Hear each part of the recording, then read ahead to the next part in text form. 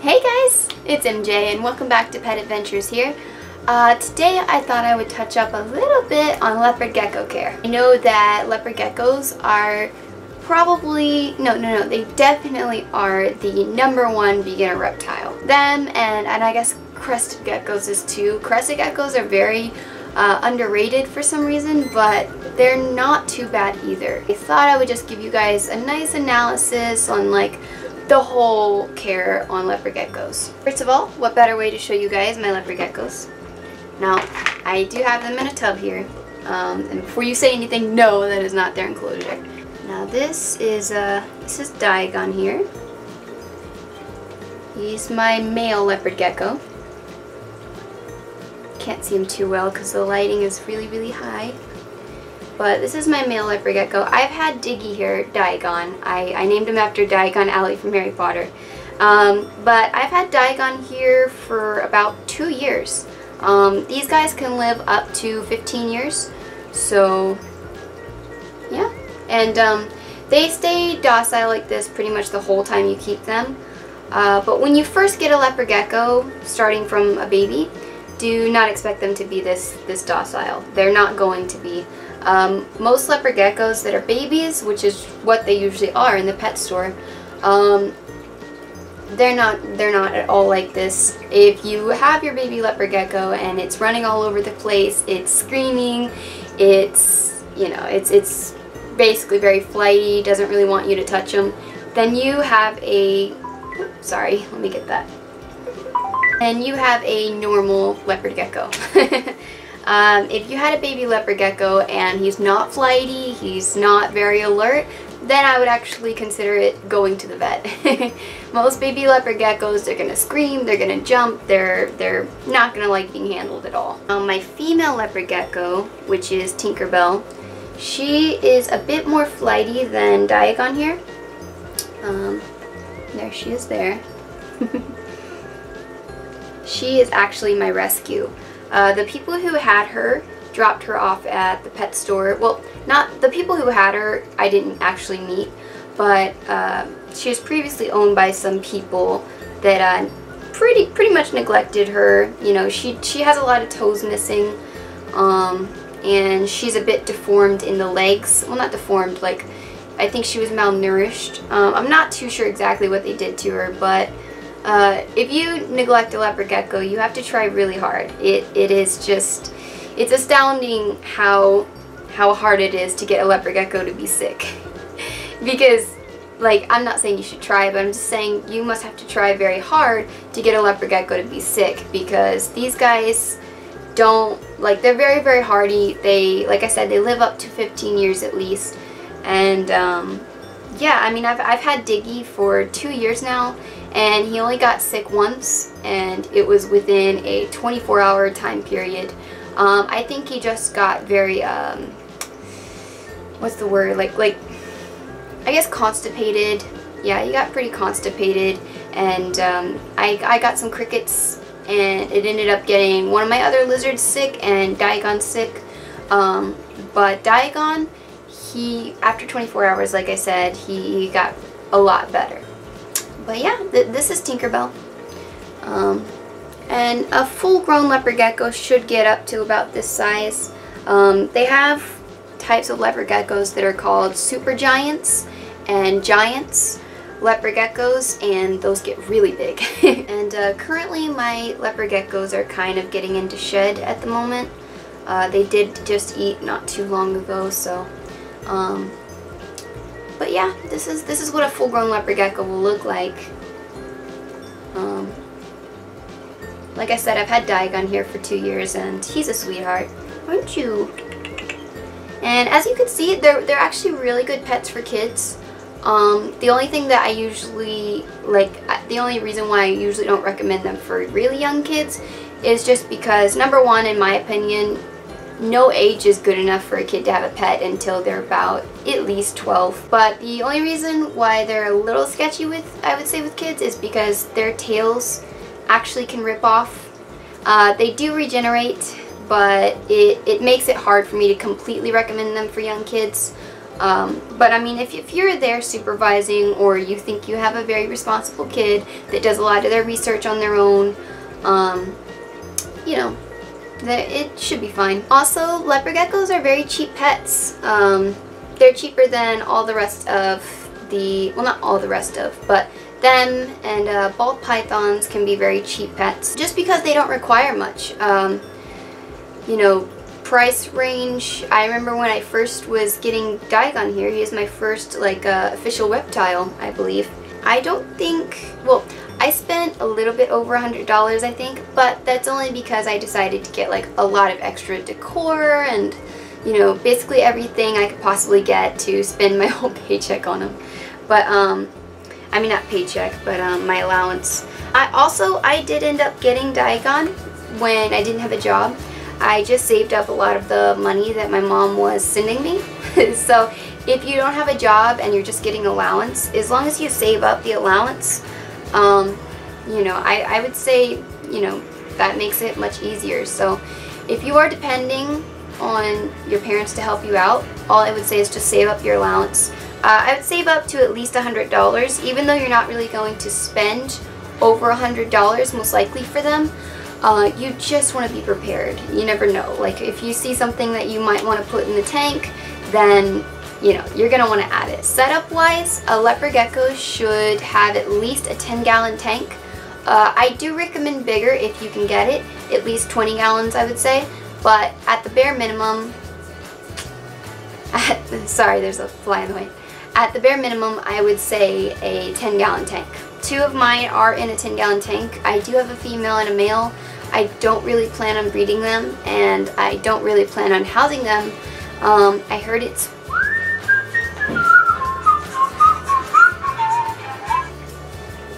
Hello? Sorry about that. Yeah, setup is a 10-gallon tank with just some reptile carpet, a water bowl, and another bowl for calcium. You will also have to purchase calcium. It's just a little powder that they like to lick. One hide on the cool side, one hide on the hot side, and then just a top. And then after that, you're going to want to purchase the most important thing, which is their heat mat. You're going to get a small to medium-sized heat mat, depending on the size tank you have. If you have a big one, then like a 20-gallon at least, then you can get like a medium-sized heat mat, or you can get what I think is just safer in general anyways, a small heat mat, and you can use that for a 20-gallon as well. But you know, that's generally what I recommend. But if you want, you can probably get a medium-sized one. I don't really see the point in ever getting a bigger sized heat mat than those, but what I have is just a 10-gallon tank with the mesh top. I have tile for their substrate. It conducts heat very well. I don't recommend it to a beginner. I'm just doing it because I'm kind of a dork and I thought tile would always be kind of a cool substrate. But you're just going to get most likely reptile carpet, or even cheaper is paper towels. Many people use paper towels. I don't really like it. I think it's pretty ugly, so that's why I don't like it. I want to create a nice, decent enclosure, but a lot of breeders for leopard geckos just use the paper towels, so you can do that too. I recommend also getting a heat gauge and a humidity gauge, and that's about it. I mean, a lot of people want to get the heat lamps for leopard geckos, but it is absolutely not necessary. They can get heat through that, but I hardly ever see my leopard geckos really climbing a lot. They're usually at the bottom of their tank, and they do have some things that they can climb on that sometimes they do, like their hides. Sorry, one of my leopard geckos got out of the top of their end. But I do recommend just getting a heat mat. Heat lamps, I can't express enough why heat lamps just don't work. When I used a heat lamp, I felt like he wasn't really getting a lot of heat. And I mean, they're really into belly heat, meaning like they like to just kind of sit somewhere, sit their belly on it and get their heat that way. They do that always after they eat, and it's just better. It's also kind of cheaper. You don't have to bother getting a lamp and then a light. Also, leopard geckos are nocturnal, meaning they're only out mostly at night. Sometimes I see mine roaming around during the day, but they're usually very active at night. So, I mean, they're not really made to be seeing a lot of heat, you know what I mean? And I've even noticed that I do have a light for both my leopard geckos, but it's just a regular light so that I can see them. So, because I do know that many people, the real reason why they want to get a heat lamp is because they just want to have an excuse to see their leopard gecko. And, you know, I know that it doesn't look very pretty when it's dark. I do agree with that. So that's why I just say you can get just a regular light and lamp at Home Depot, or if you want, you can get like a UV lamp, or if you want, you can get just a typical UV light, just something low wattage, very low wattage. So you can get that at the pet store as well. Basically, if you want a light, just get a light just for looking.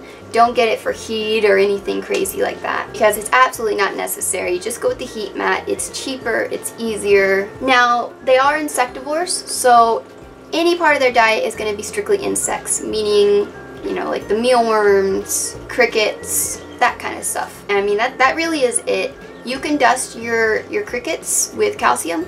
I generally don't do that. I don't really see the purpose of it if there is a calcium bowl always in their enclosure, and I know that they lick it all the time. But supposedly, maybe you don't see your leopard gecko having a lot of calcium intake. You don't see him licking a lot of his calcium, you know? So you could always just put the calcium in the cricket bag, shake it up, and then, you know, give him some crickets, and that way you have crickets with calcium. You can always do that too. Personally, I know mine have tons of their calcium all the time, so I don't really see the point in adding even more calcium with the crickets dusted. Now, as far as handling, when you get your leopard gecko introduced to you, first of all, your leopard gecko is not going to start playing with you overnight. I think it took 3 or 4 months for Diagon to get completely used to me. Maybe even a little more than that. Leopard geckos are not like bearded dragons where they're automatically social, you know? Baby beardies, when they're already grown up, will just sit on your shoulder, not a big deal to them. Leopard geckos are not at all this way though. Leopard geckos can be social and can be handleable. That is why they are one of the top lizards to get, well, top reptiles to get in general as a beginner. Bearded dragons and leopard geckos have this whole versus thing going on, but honestly, get a leopard gecko for your first pet. It's going to be cheaper, it's going to be easier, and you know, it's definitely something I would recommend. After you've kept reptiles for a while, you can definitely graduate to bearded dragons. But like I said, the only reason why bearded dragons are beginner lizards is because of how social they are. They're really social, you know. You can easily just go shopping with them on your shoulder, no big deal. But you know, leopard geckos, their setup is easier, and as you can see, what I was showing you, they can be very social as well.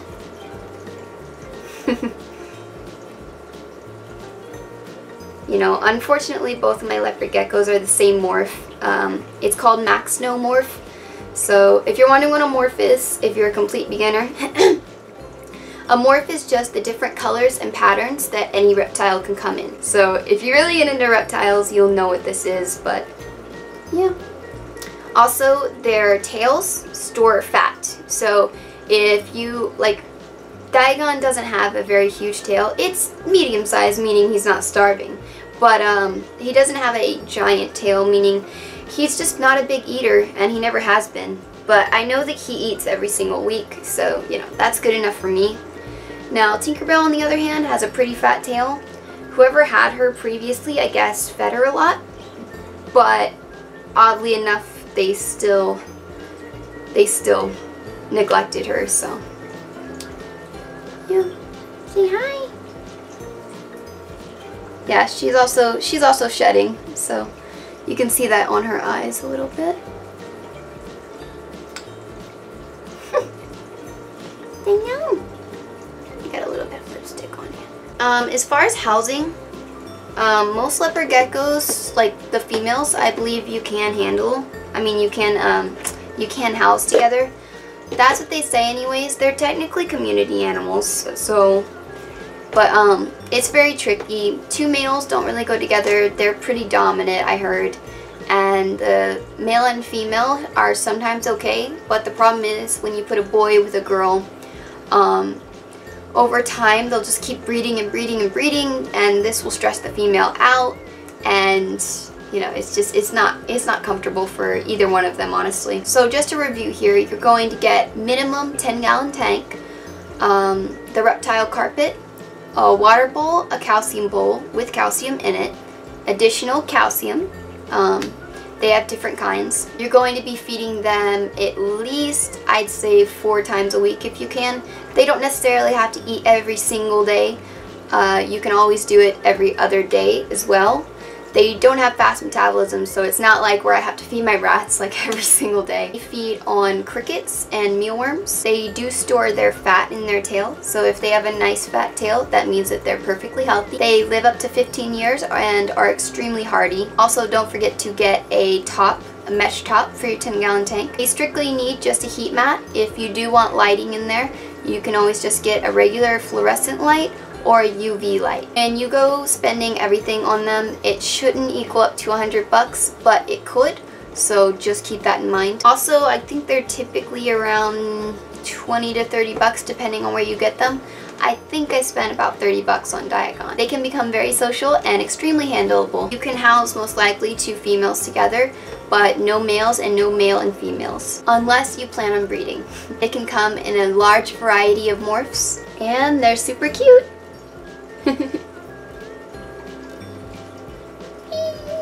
Something to also keep in mind is getting a mister. You can mist them just about once a day. They are from the desert, so I wouldn't really say you need to be misting too much, but keep the humidity around 15% at least. Room temperature, if you're going to be, you know, additional room temperature, should be around 70s as well. I believe I've covered everything, so just leave me a comment down below of any questions that you have about leopard geckos, or if you're considering getting one now.